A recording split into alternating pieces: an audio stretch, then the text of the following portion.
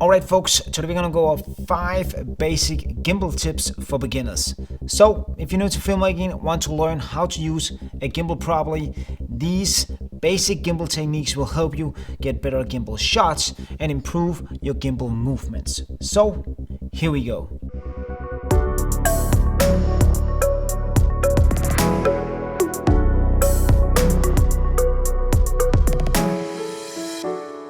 Alright, let's get straight into it. I have 5 gimbal tips for you, which you are going to love.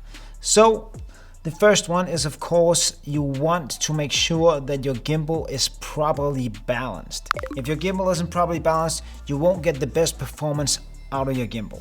Let me just show you right here. This is a properly balanced gimbal.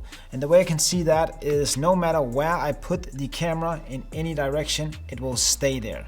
So, if your camera tilts over or tilts back or any moves or the gimbal moves in any direction, when you do this, your gimbal is not properly balanced. And this goes for all gimbals. Phone gimbals, bigger gimbals, gimbal for DSLRs, it doesn't matter, you need to properly balance. I will not go over how to balance this in this video. I have made that video already and I will link it down in the description and also right up here. So go back and watch that once you've finished this video. So to get the best out of your gimbal shots, you want to make sure that you hold your gimbal correctly. And the best way to hold your gimbal is by using both of your hands. So hold the gimbal with 2 hands. If you don't have a side handle, as I has on this one, I recommend investing in one, but if you don't, you can do without. Just hold the gimbal down under, but the side grip will give you a wider posture and a better grip. So when I hold the gimbal, I hold it firmly with my left hand on the grip, and then I control the gimbal with my right hand. This is where I control the movement. So that is how I hold the gimbal, and you will get a much better motion and a better shot by using both of your hands. So try to apply this and see how it goes. Alright, now that we know how to hold the gimbal, you also want to make sure that you walk correctly. And you've probably seen this online. You want to walk like a ninja and do those smooth shots. But no, you do not want to do that. You want to move upright, have an upright posture, have an upright position when you're walking forwards, and then use the heel to toe. Use the heel to toe to move forward in a steady motion, keep upright, and then just push forward if you're doing a push forward move. There are, of course, times where you have to do a shot that is super low or super difficult, and there you have to bend over. But just remember to take care of yourself, because many years of working and long hours on a gimbal or with a camera will take wear and tear on your body, and especially on your back.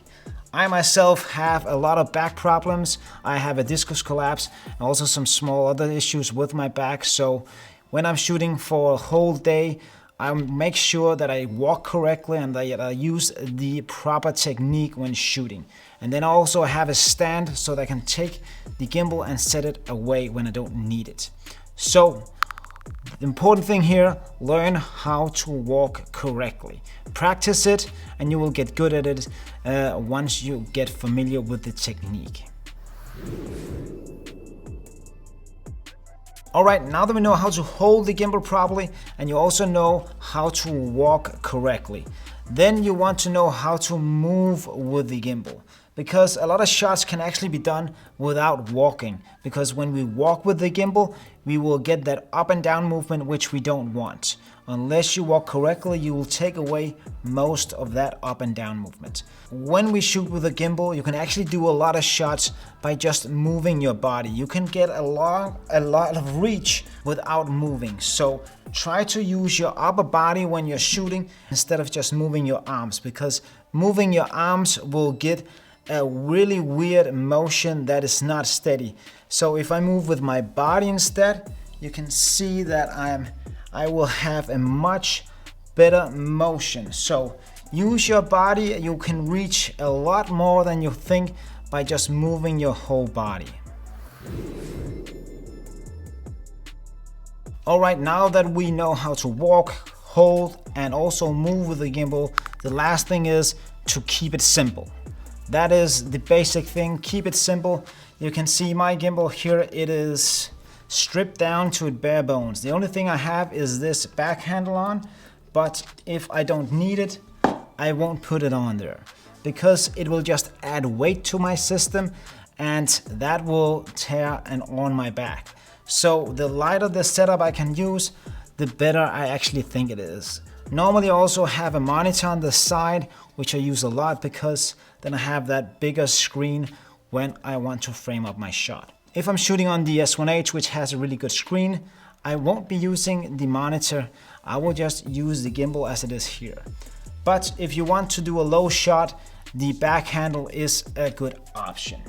So if you're on the RC2, buy a back handle, or are you on a Gimbal S, you can just add an extra handle or just use the one that comes with it. Then you won't add extra weight because you can get so many accessories. Some of them are useful, but others are just things you add on to your gimbal. So keep it simple to start with.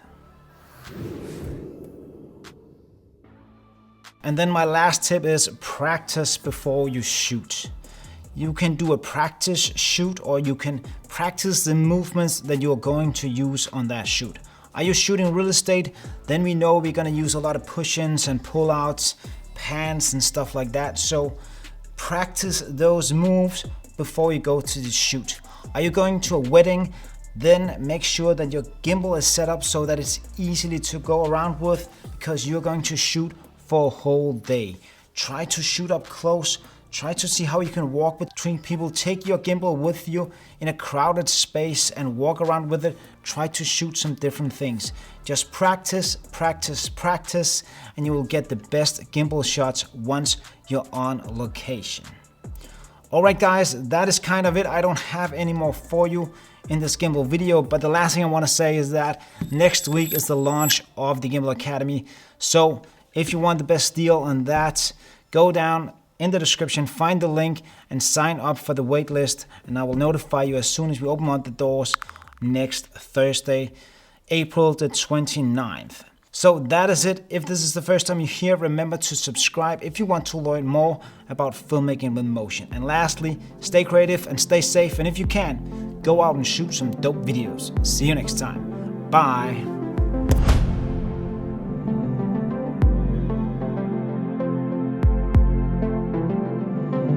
It's